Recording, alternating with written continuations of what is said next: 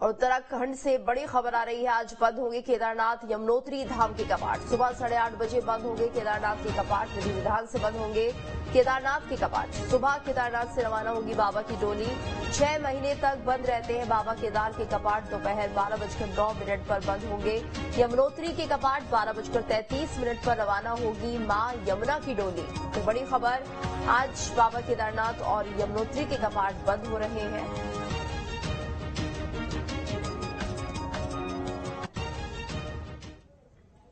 और अब बात देश में करेंसी को लेकर मचे घमासान पर। डॉलर के मुकाबले रुपया लगातार कमजोर हुआ है और इसी कमजोर रुपये और अर्थव्यवस्था को सुधारने के लिए केजरीवाल ने कमाल का फॉर्मूला दिया है। केजरीवाल ने भारतीय नोटों पर लक्ष्मी गणेश की तस्वीर छापने की अपील की है और केजरीवाल के इस आइडिया पर राजनीतिक घमासान भी तेज हो गया है। केजरीवाल के इस करेंसी फॉर्मूले के बाद सवाल उठ रहे हैं कि क्या ऐसा संभव है? क्या भारतीय रुपये पर लक्ष्मी गणेश की तस्वीर छापी जा सकती है? क्या नोटों से महात्मा गांधी की तस्वीर को हटा दिया जाएगा? आइए आपको इन तमाम सवालों के जवाब देते हैं इस रिपोर्ट के जरिए। श्री गणेश जी की और श्री लक्ष्मी जी की तस्वीर भारतीय करेंसी के ऊपर लगाई जाए। भारत में सियासत की नई परिभाषा करने वाले अरविंद केजरीवाल को देश की अर्थव्यवस्था को सुधारने का ये नया नायाब तरीका सूझा है। मन में डॉलर और रुपए की रेस थी, मौका दिवाली का था। लक्ष्मी गणेश की पूजा करते हुए दिमाग में एक बल्ब जला और आ गया आइडिया हरे हरे नोट की शक्ल बदलने का। आज मेरी केंद्र सरकार से, प्रधानमंत्री जी से अपील है, भारतीय करेंसी के ऊपर एक तरफ गांधी जी की तस्वीर है, वो वैसे ही रहनी चाहिए, लेकिन दूसरी तरफ श्री गणेश जी की और श्री लक्ष्मी जी की तस्वीर भारतीय करेंसी के ऊपर लगाई जाए। केजरीवाल के मन में धन की बात तो आपने सुन ली, लेकिन कुछ सवाल भी उठते हैं।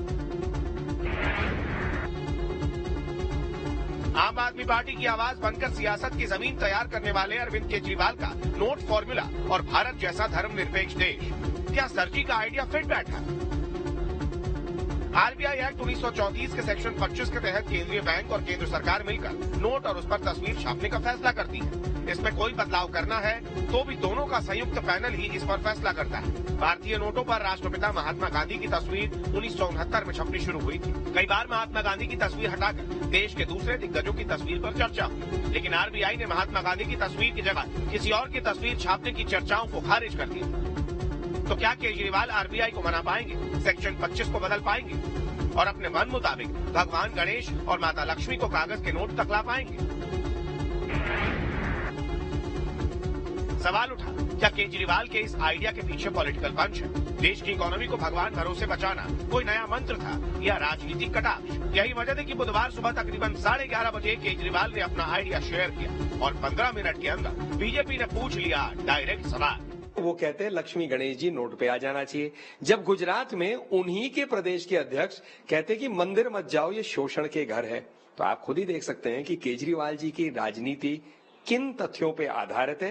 राजनीति के लिए कुछ भी कह सकते हैं, जनता के साथ खिलवाड़ कैसे भी कर सकते हैं। औरंगजेब की औलादों को भी भगवान गणेश लक्ष्मी की याद आ रही है। जिहादियों के मन में भी हिंदू देवी देवताओं का भाव आ गया। लगता है कहीं पे चुनाव आ गया। ये मोदी जी की लाठी है, अच्छे अच्छों को भगवान की याद दिला देती है। चुनावी मौसम में धर्म के नाम पर सियासत शुरू हुई तो कांग्रेस भी मैदान में कूद पड़ी। कौन सी तस्वीर लगानी है नहीं लगानी ये सरकार को तय करना है, लेकिन इतना वो समझा रहे हैं हमारी सरकार को। ऋषि सुनाक को बोल देते कि वो पाउंड पर लगा दें, वो क्यों पाउंड पर एक तरफ किंग की तस्वीर लगाते हैं, दूसरी तरफ ये तस्वीर नहीं लगाते। ये तो अपनी अपनी व्यवस्था। सीएम केजरीवाल के नोट वाले फॉर्मूले पर सियासत शुरू हुई तो डिप्टी सीएम मनीष सिसोदिया भी सामने आए। शराब घोटाले को लेकर सेंटर की जांच एजेंसियों से पीड़ित डिप्टी सीएम केजरीवाल को पलटवार का मौका मिल गया।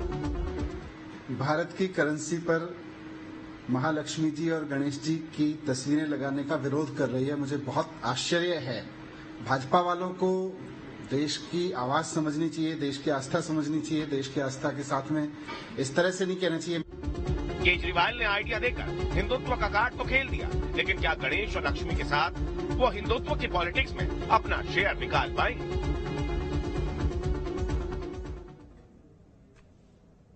बंगाल की खाड़ी में उठे चक्रवाती तूफान सितरंग ने बांग्लादेश में तांडव मचा दिया है। सितरंग के तूफानी बवंडर से 10,000 घर तबाह हो गए हैं और 20,000 लोगों पर